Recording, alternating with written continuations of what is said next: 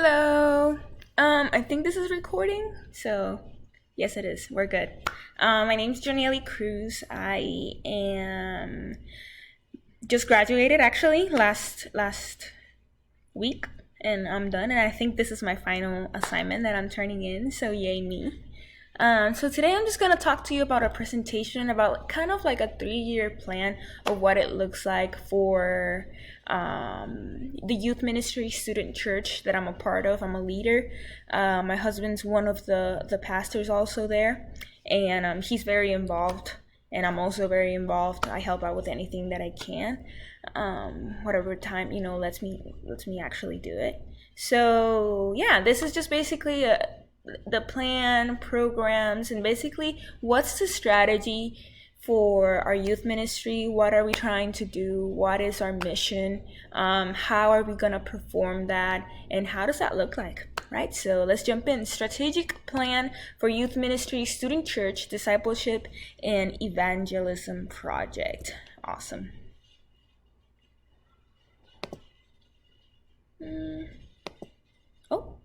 Okay, hopefully they didn't go too far. Okay, so basically we're gonna do an environmental scan. What that means is like we're gonna see where this ministry is at, what's really going on right now. And for the environmental scan, I had listed a few questions that really help describe our ministry. And the first one would be, what are student churches facilities? So what do we have? What have we been given? And what it's like, what God has blessed us with. And really, this picture right here, it is the church. That would be the main sanctuary. The building that you see at the corner. And if you're seeing the computer the way that I'm seeing it, it would be to your right. That little corner building. There's an FOC, which actually turns into a basket. It's really a basketball court, and then it also turns into the stage. And then we have also a little cafe and lobby area for the students to hang out. And that's really our facilities. We also have plenty of outside, basically like an outside courtyard that we use a lot for like after parties and everything. And then we also have plenty of green. So we have plenty of land that if we want to come up with something different, something creative, we definitely can, and we are able to make it, and we're blessed to do so. Student churches for middle schools and for high school, girls and boys. We have approximately about 60 middle schoolers and approximately about 80 high schoolers. We usually see about 150 to 200 students every Wednesday. It kind of depends. It may be a good Wednesday, maybe bad Wednesdays, but really the most consistent ones that we see are about 120. So we also have adult leaders. Usually most of them are college age. One of the students that we have is basically we have a school nearby, which is Southeastern. Southeastern University is about 10 minutes from there. So a lot of the students that have like helped at Southeastern come to church at Victory, and well, they get plugged in, they get involved with the community, and then they also want to help in some way. And so student church is one of the places that they're actually able to serve with people that are their age too. So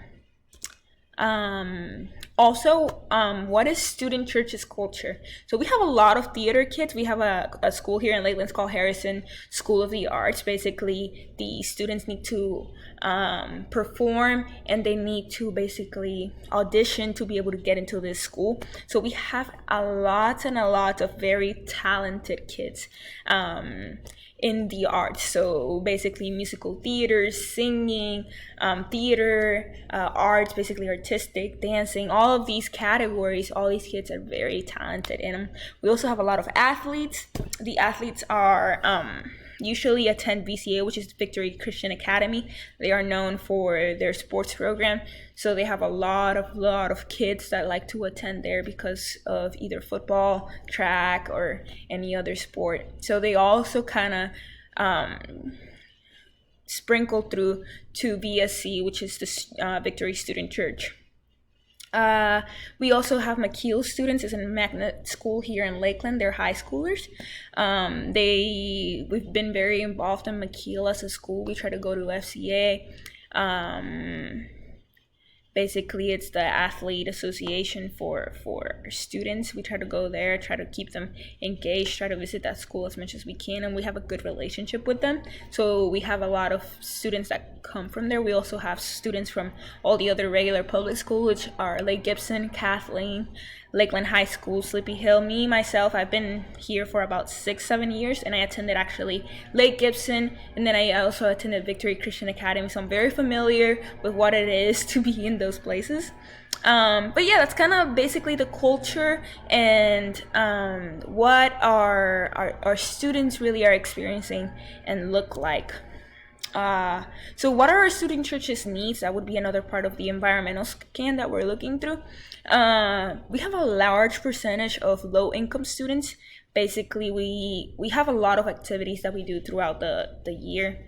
We do fine arts, we do summer camps, we do retreats, and usually a lot of these students cannot afford, and their parents cannot afford to do such things. So income and people helping them, and the church helping our students and fundraising and all these things are a huge part of our ministry, because we want everybody to go and nobody to feel like money really is an obstacle for them. Transportation, a lot of these students need transportation to get from one place to another. So if a leader wants to volunteer and give a student transportation, make sure that the parents are okay with it, and as long as that happens, then that's something that they can actually do. Entertainment, they need to be entertained, they need spiritual growth, they need to have fun, and they also need relationships with one another. So that's basically the needs of our student ministry. That's kind of how it looks like and what it takes place. So what change is student church creating? So a lot of part of this process of creating a strategic ministry plan throughout the 3 years is seeing, hey, what are we doing now that is creating impact, and how can we refine that to make it even better for the next 3 years? So there are a few things that we are working on. Basically, the first thing that we must focus on is our mission statement. To actually move forward with this, is the mission is to create an experience where students can meet Christ and grow in their relationship with him. That's our mission. That's what we want to do for students. We want to make sure that they feel like they have every time a person that doesn't know Jesus walks into the service and they experience the love of Christ. That would be our mission. That would be what we want them to experience, to plant seeds and to actually grow them, actually water them, actually take care of them. That's our mission. That's what we're there for. We're there for all these students. Doesn't matter in what area of their walk with God they are, if they've been at more advanced, or even if they just started their walk with God. We want to walk with each and every one of them throughout this process. Programs that accomplish our mission. We have student leadership, we have fine arts, we have small group, and we have service. In addition to this, we actually serve our community in every single way that we can, and every single opportunity that we have and the church provides for us. Let's start with our first program would be student leadership. Student leadership creates change by developing students to become the best that they can be. They're given responsibilities. They are to meet requirements. They have to be at leadership meetings. They have to be go through a discipleship process, and they must be at church Sunday mornings. If we don't see them at church Sunday mornings, if we don't see them committed to the leadership meetings, then we're actually talking to them and saying, hey, what's going on? You're actually a leader, you committed. Like making sure that they know that they're committing to something, that they're actually having to commit. And it's a big thing for our youth, and it's a big thing for us to implement for them, because it creates this sense of, hey, if you go to a place, maybe later in the future they'll grow up, become older, and they need to go to a church or find the church. They need to know that if they go to a church, hey, you're going to start being committed to the church, because there's nothing better than to grow in a place that you've been rooted for a long time and see the fruit of your service and of what God has put you in and what God has used you for. So they understand the importance of sharing the gospel and inviting friends, and they know to befriend new faces. Fine arts. Fine Arts Festival is a discipleship tool of the AG Youth Ministry designed to help students discover and develop and deploy their ministry gifts and to learn about their God-given abilities. Okay, so the pictures here, I'm here in the picture somewhere there, me and my husband. You have the Pastor Mark, and you have all the kids that we took to District Fine Arts. Let me tell you, it is amazing. It is amazing to see all these kids just perform their talents, perform their abilities, perform all of this, because I'm like, how are you so talented? And seeing this change, I mean, this is a way larger group than last year, and for the next 3 years we really want to refine fine arts so that it can be an even more greater of a discipleship tool for our kids. Really get our kids engaged in fine arts and being able to say them, hey, you need to get plugged in. This is the way to do it. This is the way you find friends. This is the way you find community. And it's just an amazing tool that we've seen and we've used for so long, and we're going to continue to use.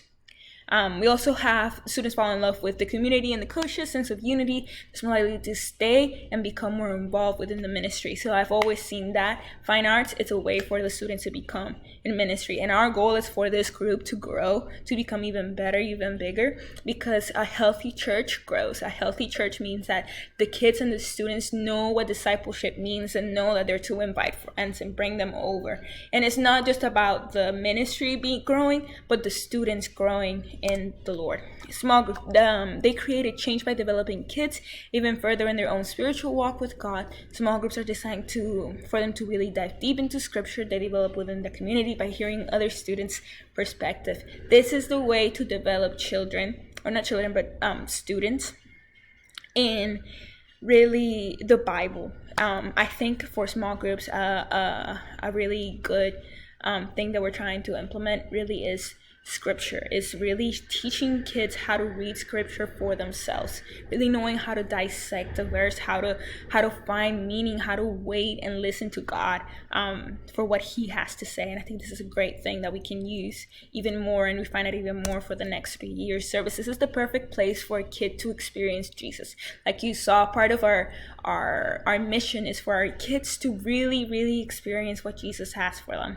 And by this, we create a service that is fun, that it's inviting, that is welcoming, and then we also try to take care of them as much as possible by telling them, hey, you do belong here. Now let's talk about money. Our church, like I said, has given us plenty of financial freedom.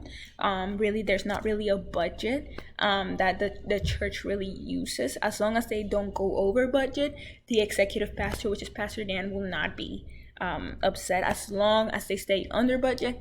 And they make sure that they use it for the right things. Anything that it's for kingdom building, impact kingdom building purpose.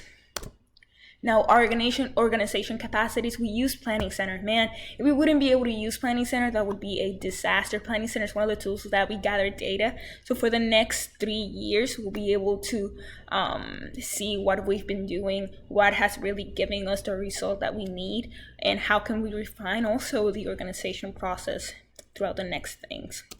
Leadership. Let's start from the top. We have our senior pastor, Wayne Blackburn. He's been part of the church since it started about 30 years ago. He is truly, this is his heart, this is his love, and he really has been a great leader for me and my husband.